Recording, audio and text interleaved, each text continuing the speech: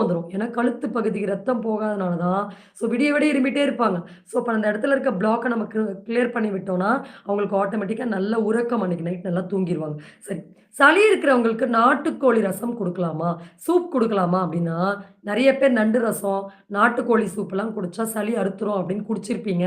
So எத்தன பேருக்கு சளி அந்த மாரி குறைஞ்சதுன்னு மறக்காம கமெண்ட் செக்ஷன்ல போடுங்க. ஸோ கண்டிப்பா அது குடுக்கக்கூடாது. ஸோ அது என்ன பண்ணும், இன்னும் இன்னும் இந்த சளி பிரச்சனைய ஒரு பெரிய பூதாகரமான விஷயமா, ஒரு இன்ஃபெக்ஷனா மாத்திடும். ஸோ அதனால அசைவ உணவுகள் சுத்தமா முட்டையா இருக்கட்டும், எந்த விதமான அசைவ உணவுகளும் சளி இருக்கும்போது குடுக்கக்கூடாது. எல்லா நோய்களுடைய ஆரம்ப அறிகுறியே சளிதாங்கிறத நம்ம மறந்துறக்கூடாது. ஓகே. அடுத்து கஷாயம் நம்ம வீட்லயே வச்சு தயார் பண்ணுவோம்ல.